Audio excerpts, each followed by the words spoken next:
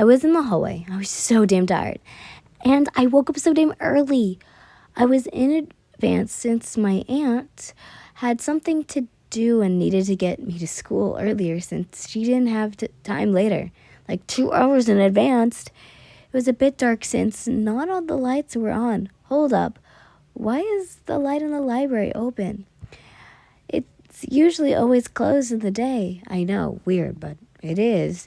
My curiosity got the best of me, and I sneaked inside when I carelessly opened the door. Is that Yurichi? He was sitting on a chair and sleeping on a desk. In the game, he was a student council president. He was always super busy and only way to make him like you at the first is to help him with paperwork. I decided to wake him up, but I did want him to rest, but it was a bad idea to let him sleep in that position. His back will hurt. I slightly shake his shoulder.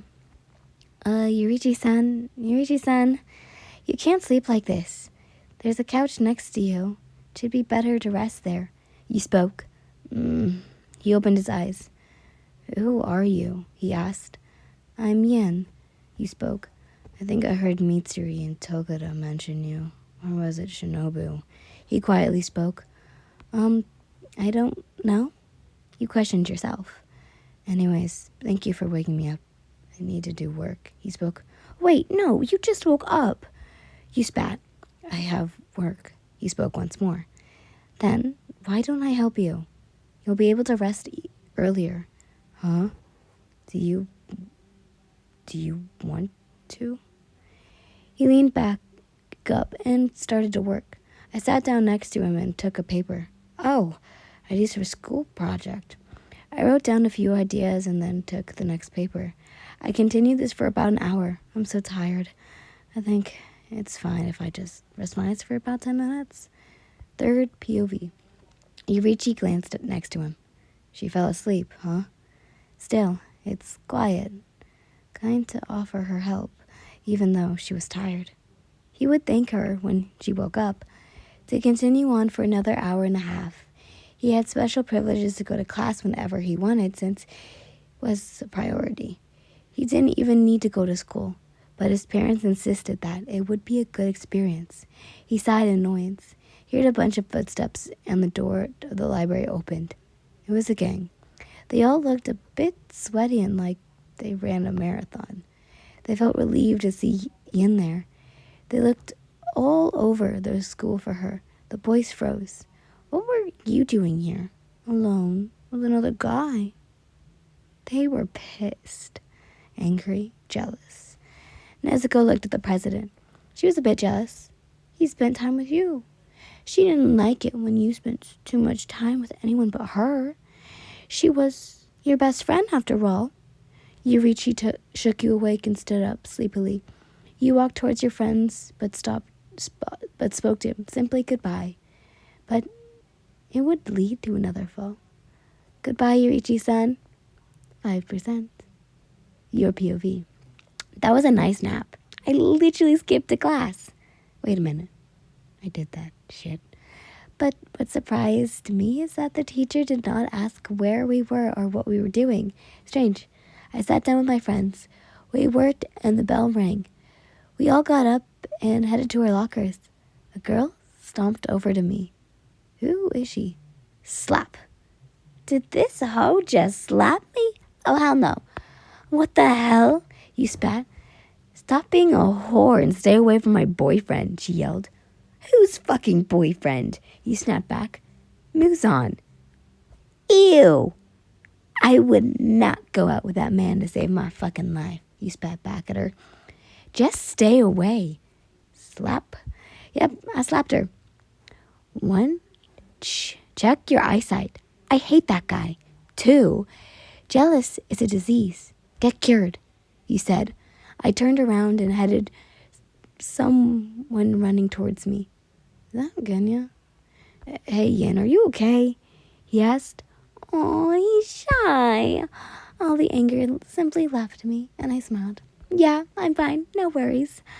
He spoke with a smile. That's a relief, he spoke. The bell rang. Shall we go to class? He nodded and simply smiled. He's so adorable. We chatted on our way to the science class. Yin, who did that to you? Danjo asked, worried about my red cheek. A blind and jealous bitch, he spoke. Huh? He asked, confused. I sat down. Yin, what happened? In science, I sat next to Obanai. Aw, he cares. Oh, just some blind idiot that thought I liked Muson. You spoke. Don't you just like that guy? He asked. This is where the blind part comes in. Oh, he realized. Yep. Hello, class. You will be assigned to make your PowerPoint about a subject you will get at random. Yay! It will be a 4-person project, and I will pick your teams.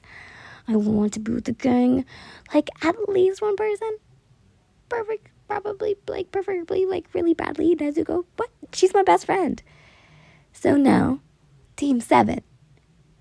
Oh, I must have been really distracted. Shinobu, Kanao, Aioi, and Yin, with the project of Shinobu, I love you. Oh, cool. I love the butterfly girls, but in like a normal way. But for the 3 of them to be together feels like putting 3 siblings together. Hey, psst, you, Yin. I look over to my right. Akaza, wow. Now that I think of it, I didn't see him at all the whole time I was here. Maybe he was sick. My pen, I dropped it. It's under your desk. I looked under my desk and found it. I gave it to him while smiling. Here you go. I looked back to the front, unaware that Akaza was looking right at me. Akaza's POV. POV. She's really pretty and has a nice smile.